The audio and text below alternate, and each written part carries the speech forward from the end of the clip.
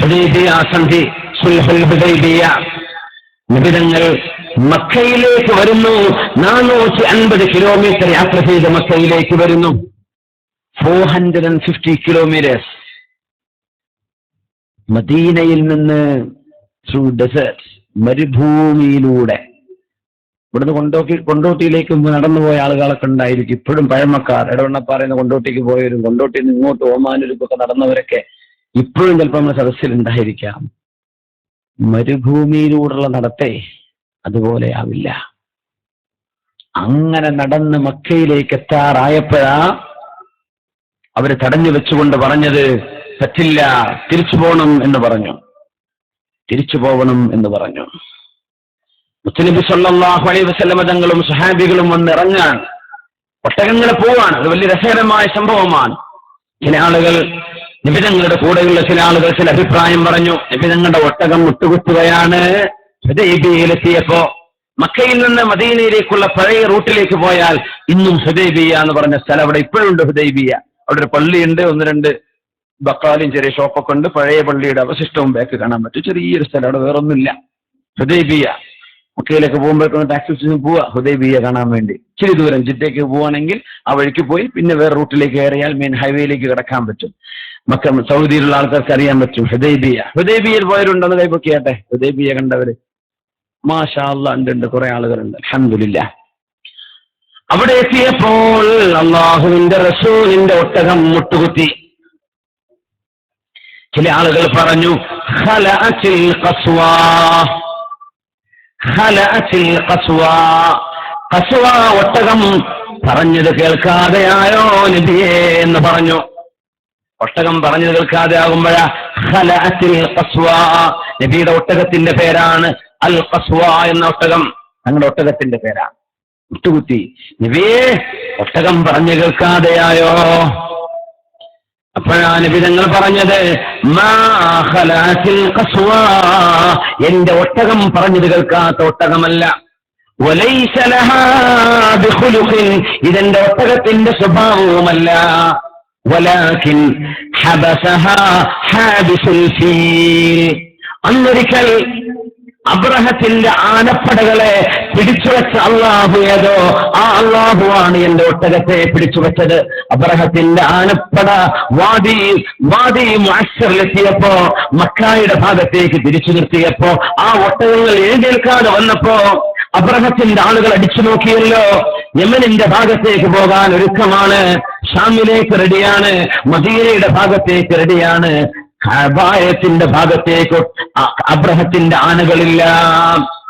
അപ്പോഴാണ് അലം തറ കൈഫ ഫഅല റബ്ബുക ബിഅസ്ഹാബിൽ ഫീൽ അലം യജ്അൽ കൈദഹും ഫീ തദ്ലീൽ വഅർസല അലൈഹിം طيرا أبابيل ترميهم بحجارة من سجيل فجعلهم كعصف مأكول. ആ ഒട്ടകങ്ങളെ എഴുന്നേൽപ്പിക്കാതെ വാദി മുഅശ്ശറിൽ പിടിച്ചു നിർത്തിയ അല്ലാഹു ഏതോ ആ അല്ലാഹു തന്നെയാണ് എന്റെ ഖസ്വായെയും പിടിച്ചു വെച്ചത്. ഇത് റബ്ബ് പിടിച്ചു വെച്ചതാ എന്ന് നബി തങ്ങൾ പറഞ്ഞു. സ്വഹാബികളെ ഇറങ്ങിക്കോളൂ, ഈ ഹുദൈബിയയിൽ ഇറങ്ങിക്കോളൂ. യാത്ര അവസാനിപ്പിക്കുകയാണ്. അപ്പോഴേക്കും വരുന്നു, ഖുറൈശികൾ വരുന്നു. നബിതങ്ങളും അനുയായികളും വന്നു എന്നറിഞ്ഞപ്പോ 1500ഓളം വരുന്ന സ്വഹാബികൾ നബിയോടൊപ്പമുണ്ട്. അവർ വന്നിട്ട് പറഞ്ഞു, എവിടെ പോകുന്നു? മക്കയിലേക്ക്. എന്തിനു പോകുന്നു? ഉംറ ചെയ്യാൻ. പറ്റില്ല, മക്ക ഞങ്ങളുടെ നാടാണ്, നിങ്ങളെ വിടില്ല. സ്വഹാബികൾ ചിലർ പറഞ്ഞു, മക്ക ഞങ്ങളുടെയും നാടാണല്ലോ, നിങ്ങൾ ഞങ്ങളെ പുറത്താക്കിയവരല്ലേ. കഅബാലയം ദൂരെ കാണുമാർ അടുത്തെത്തിരിക്കുകയാണ്. അപ്പോഴാണ് ഇവരോട് തിരിച്ചു പോകാൻ വേണ്ടി പറയുന്നത്. ആ ഒരു രംഗം ആലോചിക്കണം. എന്താണ് ഹുദൈബിയ സന്ധി എന്ന് നമ്മൾ ശരിക്കും ആലോചിക്കണം. ഗൾഫിലേക്ക് പോകാൻ വേണ്ടി കാലിക്കറ്റ് എയർപോർട്ടിലേക്ക് എത്തിയിട്ട് എയർപോർട്ടിൽ നിന്ന് വിസ ശരിയില്ല എന്ന് പറഞ്ഞ് തിരിച്ചയക്കുന്ന പോലെയല്ല ഇത്. ഫ്ലൈറ്റുകാർ ജിദ്ദയിൽ പോയി ഇറങ്ങിയിട്ട് നിന്റെ കഫീൽ ശരിയില്ല എന്ന് പറഞ്ഞ് തിരിച്ചയക്കുന്ന പോലെയല്ല ഇത്. മരുഭൂമിയിലൂടെ 500 കിലോമീറ്റർ വെയിൽ കൊണ്ട് നടന്നു വന്നിട്ട് മക്ക കൺമുമ്പിൽ കണ്ടുകൊണ്ടിരിക്കെ തിരിച്ചു പോകണം, അടുത്ത വർഷം വരണം. എന്തുകൊണ്ട്? ഒരു കാരണവുമില്ല. ഞങ്ങൾ സമ്മതിക്കാതെ നിങ്ങൾ അകത്ത് കയറി എന്ന് അറബികൾ ഞങ്ങളെപ്പറ്റി പറയും, അത് ഞങ്ങൾക്ക് മോശമാണ്, അതുകൊണ്ട് തിരിച്ചു പോകണം. അപ്പോഴാണ് നബി ഞങ്ങൾ പറഞ്ഞത്, എങ്കിൽ നമ്മളൊരു കരാറിൽ ഒപ്പുവെക്കാം. എന്നവർ പറഞ്ഞു, യാ റസൂലല്ലാഹ്, വേണോ നബിയെ? അങ്ങനെ ഒരു തീരുമാനം വേണോ? വേണം. ബിസ്മില്ലാഹിർ റഹ്മാനിർ റഹീം. നമ്മൾ ആലോചിക്കേണ്ടത് മദീനയിൽ പോയതിന്റെ ശേഷം, ബദർ വിജയിച്ചതിന്റെ ശേഷം, ഉഹദ് വിജയിച്ചതിന്റെ ശേഷം, ഖന്ദഖ് വിജയിച്ചതിന്റെ ശേഷം, ഹിജ്റയുടെ 6-ാം വർഷമാണ് നബി തങ്ങൾ ഈ വരുന്നത്, മക്കയിലേക്ക് വരുന്നത്. സ്വഹാബികൾ നബിയോടൊപ്പം എമ്പാടുമുണ്ട്, യുദ്ധം ചെയ്യാൻ കെൽപ്പുള്ളവർ എമ്പാടുമുണ്ട്. ഒന്ന് വിളിച്ചാൽ മദീനയിൽ ഓടി വരും ആളുകൾ. അവരല്ലേ പോരാടി നബിതങ്ങൾക്ക് വേണ്ടി ബദറും ഉഹദും ജയിപ്പിച്ചു കൊടുത്തത്. അവരല്ലേ ഹബീബിന്റെ കൂടെ കടന്നു പിടിച്ചത്. അവരൊക്കെ ഉണ്ടായിരിക്കെ നബിതങ്ങൾ പറഞ്ഞു, നമ്മൾ കരാറിൽ ഒപ്പുവെക്കാം, 10 വർഷത്തേക്ക് നമ്മൾ തമ്മിൽ യുദ്ധമില്ല. ശരി. ആ കരാർ സുഹൈൽ ഇബ്നു അംർ എന്ന് പറയുന്ന ആള്, ഖുറൈശികളുടെ എമിസറി, അവരുടെ അംബാസഡർ വന്നിട്ട് പറഞ്ഞു, മുഹമ്മദ് നബിയെ, പിന്നെ ഞങ്ങളുടെ കൂടെ കൂടേണ്ടവർക്ക് ഞങ്ങളുടെ പക്ഷത്ത് ചേരാം, നിങ്ങളുടെ പക്ഷത്ത് ചേരേണ്ട ഗോത്രങ്ങൾക്ക് നിങ്ങളുടെ പക്ഷത്ത് ചേരാം. നമ്മുടെ കൂടെ കൂടിയ നമ്മുടെ ആലീസ്, നമ്മുടെ കൂടെ കൂടിയ നിങ്ങളുടെ ആലീസ്, നമ്മളുമായി സന്ധിയിലേർപ്പെട്ടവർക്ക് തുല്യ അവകാശങ്ങളുണ്ട്. നമ്മൾ തമ്മിൽ യുദ്ധം പാടില്ല. നമ്മുടെ കൂടെയുള്ളവരോ നിങ്ങളുടെ കൂടെയുള്ളവരോ തമ്മിൽ യുദ്ധം പാടില്ല. ശരി. മക്കയിൽ നിന്ന് ഏതെങ്കിലും ഒരാൾ, ശരിക്കും കേൾക്കുക, മക്കയിൽ നിന്ന് ഏതെങ്കിലും ഒരാൾ മുസ്ലിമായിട്ട് മദീനയിലേക്ക് യാത്ര ചെയ്ത് വരികയാണെങ്കിൽ അയാൾ ഇനി മുതൽ മദീനയിൽ നിന്ന് മക്കയിലേക്ക് തന്നെ തിരിച്ചുവിടണം. അത് ഞങ്ങളുടെ ആളാണ്. ശരി നബി തങ്ങൾ.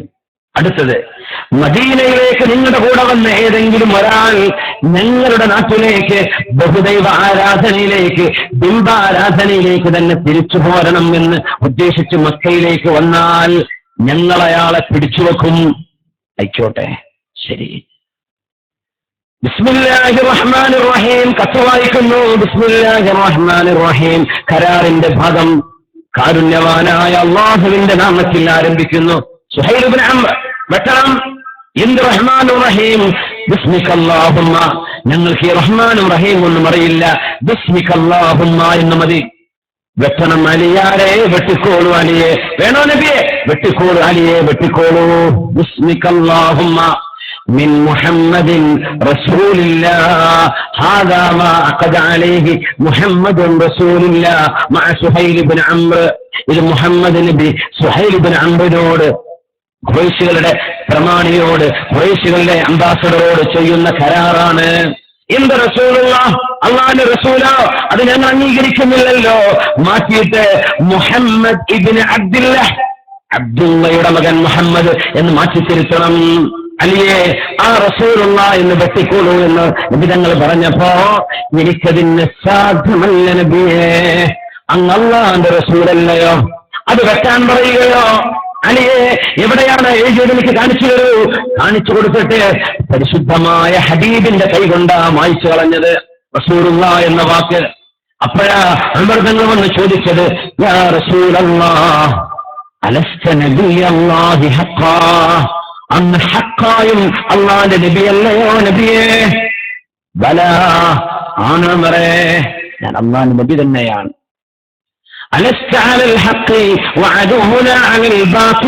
നബിയെ, നിങ്ങൾ സത്യത്തിന്റെ പക്ഷത്തും ശത്രുക്കൾ അസത്യത്തിന്റെ പക്ഷത്തുമല്ലയോ? ബല, ആണ് ഉമറേ, അത് ശരി തന്നെയാണ്.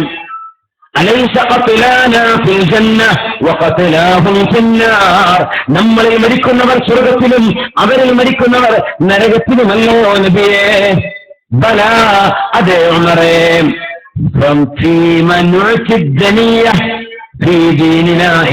നബിയെ, എന്തിനാ എന്നിട്ട് നമ്മൾ ഈ നാണക്കേട് എന്തിനാ ഏറ്റുവാങ്ങുന്നത്? എന്തിനാണ് ഈ മാനക്കേട് നബിയെ? ഇങ്ങനെ വേണോ നമ്മൾക്ക് അവരോട് യുദ്ധം ചെയ്തുകൂടെ എന്ന് ചോദിച്ചപ്പോഴാ ഇന്നീ റസൂലുള്ളാഹ്, ഞാൻ അല്ലാഹുവിന്റെ റസൂലാണ്, വലസ്തു അസ്വി, അല്ലാഹുവിന് ഞാൻ എതിര് ചെയ്യില്ല, വഹുവ നാസിരി, അല്ലാഹു എന്നെ സഹായിക്കുന്നവനാണെന്ന് മുത്തുനബിയുടെ മറുപടി. ഉമർ എന്നവർക്ക് സമാധാനം വന്നില്ല. ഓടിച്ചെന്ന് സിദ്ദീഖിനെ അടുത്തേക്ക്, സിദ്ദീഖേ, നമ്മൾ സത്യത്തിലും അവർ അസത്യത്തിലുമല്ലേ സിദ്ദീഖേ, എന്തിനാണ് ഈ നാണക്കേട്?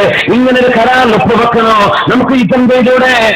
എന്നറേ മിണ്ടാതിരിക്കൽ, അത് അല്ലാഹുവിന്റെ റസൂല, അല്ലാഹു പറഞ്ഞതേ എനിക്ക് കേൾക്കാൻ പറ്റൂ, പോയിരിക്കുമെന്ന് പറഞ്ഞു. സിദ്ദീഖ് റളിയല്ലാഹു അൻഹു പോയിരിക്കുന്നത്. ആ ഒരു നേരം നബിതങ്ങൾ പറഞ്ഞു, നമ്മൾ ഉംറ ചെയ്യാതെ തിരിക്കുകയാണ്, ഉംറ ചെയ്യാതെ തിരിച്ചു പോരുകയാണ്. അതുകൊണ്ട് ഓരോരുത്തരും മുടി മുറിക്കുകയോ മുടി മുണ്ഡനം ചെയ്യുകയോ ചെയ്ത് അവനവന്റെ അറുക്കാനുള്ള മൃഗങ്ങളെ ദാനം ചെയ്ത് നമ്മൾ തിരിച്ചു പോകുന്നു. ആരും ഒരുക്കല്ല പോവാൻ. ഉണ്ടാവോ? നിങ്ങൾ ഇവിടുന്ന് ഉസ്താദിന്റെ ഇപ്പൊ ഉംറക്ക് ടീമിന് പോവാണ്, 50 ആള് പോയി. അവിടെ എത്തിയിട്ട് പറയാ ഉസ്താദ്, പിന്നെ നമ്മളൊക്കെ വിഷ കള്ള വിഷാണോ അതോ പോവാ നമ്മുടെ നാട്ടിക്ക്? എന്താ കാര്യം പറയാ അവിടെ? എന്തായിരിക്കും പറയാ അവിടെ? ഇവിടുന്ന് വലിയ കാര്യത്തിൽ യാത്ര ഇപ്പൊ കൊടുത്ത് വിട്ടതാ, അവിടെ എത്തിയിട്ടേ ജിദ്ദ എയർപോർട്ട് കൊണ്ട് തിരിച്ചയക്കാൻ പോവാൻ. ആ ഉസ്താദ് അവിടുന്ന് മുങ്ങണ്ടി വരും അല്ലേ, ജീവൻ കൊണ്ട്. നബി തങ്ങളുടെ കൂടെ സ്വഹാബികൾ പറഞ്ഞു, നബിയേ ഞങ്ങളില്ല, പറ്റില്ല നബിയേ, മക്കയാണ് നമ്മളാ കാണുന്നത്, നമ്മുടെ നാടല്ലയോ നബിയേ. ഹബീബിന് അവിടെ യുദ്ധം ചെയ്യിക്കാൻ പറ്റും അസ്ഹാബിനോട് ഒരൊറ്റ വാക്ക് പറഞ്ഞാൽ മതി.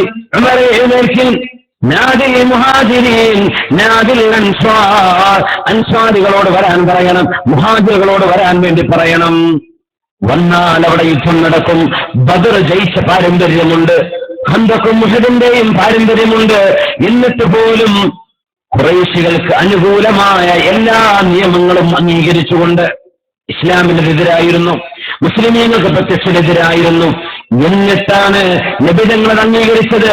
റസൂലുള്ളാഹി എന്ന പേര് വെട്ടാൻ വേണ്ടി പറയുകയും ബിസ്മില്ലാഹിർ റഹ്മാനിർ റഹീം വെട്ടണമെന്ന് പറഞ്ഞു. മുസ്ലിമീങ്ങളെ, സഹോദരന്മാരെ, സഹോദരിമാരെ, നമ്മൾ ആവേശം കൊള്ളുന്നവരാം, ശരി തന്നെ. എന്നാൽ ഒരു ഉമ്മത്തിന്റെ മസ്ലഹത്തിന് വേണ്ടി, ഒരു ഉമ്മത്തിന്റെ നന്മയ്ക്ക് വേണ്ടി അങ്ങേയറ്റത്തെ വിട്ടുവീഴ്ച നമ്മൾ ചെയ്തിട്ടെങ്കിലും ഒരു നന്മയെ പ്രോത്സാഹിപ്പിക്കണമെന്ന് പഠിപ്പിക്കാന് സുൽഹുൽ ഹുദൈബിയ അല്ലാഹുവിന്റെ ഹബീബ് ഒപ്പുവെച്ചത്. ആ സമയത്ത് ഈജിപ്തിലേക്ക് നബിയുടെ അനുയായികൾ പോയത് മുഖൗഖിസ് രാജാവിന് ഇസ്ലാമിലേക്ക് ക്ഷണിക്കാൻ. ആ കാലത്തിലാണ് റോമിലേക്ക് പോയത്, സീസറിന്റെ മുമ്പിലേക്ക്. അപ്പോഴാണ് ഹിസ്റബിന് ഹുർമുസിന്റെ അടുത്തേക്ക് ആളെ പറഞ്ഞയച്ചത്. അപ്പോഴാണ് നജാശി രാജാവിന് കത്തുപോകുന്നത്. അപ്പോഴാണ് ലോകത്തിന്റെ മുക്കുമൂലുകളിലേക്ക് സ്വഹാബികൾ ദഅവത്തിന് പോകുന്നത്. ആ ഒരു 10 കൊല്ലം യുദ്ധമില്ല എന്ന് പറഞ്ഞ കാലഘട്ടത്തിൽ, പക്ഷേ 10 കൊല്ലം നിന്നില്ല. 2 കൊല്ലം കഴിഞ്ഞപ്പോഴേക്കും ഖുറൈശികൾ കരാറ് പൊളിച്ചു. അതിന്റെ പേരിലാ മക്ക തിരിച്ചടക്കുന്നത്. 2 കൊല്ലത്തെ ആ ഒരു സമാധാനം കൊണ്ട് ഇസ്ലാമിനുണ്ടായ വിജയം എത്രയെന്നറിയോ? 16 കൊല്ലം, 16 വർഷം മുസ്ലിമീങ്ങളിലേക്ക് വന്ന അംഗസംഖ്യയുടെ 100 ഇരട്ടി വന്നത് ആ ഒരു 2 കൊല്ലത്തിനിടയിലാണ്. ഇത് ദീർഘദൃഷ്ടിയോടുകൂടെ കണ്ടവരാ മുഹമ്മദ് റസൂലുള്ളാഹി സ്വല്ലല്ലാഹു അലൈഹി വസല്ലം. അതിനാണ് എല്ലാ വിട്ടുവീഴ്ചക്കും തയ്യാറായത്. സല്ലു അലൻ നബി മുഹമ്മദിൻ വആലി.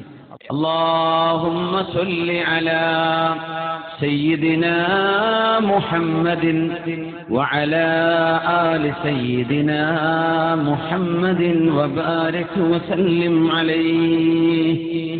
اللهم صل على سيدنا محمد وعلى آل سيدنا محمد وبارك وسلم عليه. ഒരുപാട് സ്വലാത്ത് നമ്മുടെ ഹബീബിന്റെ ഹളറത്തിലേക്ക് എത്തും. അള്ളാഹു എത്തിച്ചു കൊടുക്കട്ടെ, അവിടുത്തെ അള്ളാഹു സന്തോഷിപ്പിക്കട്ടെ.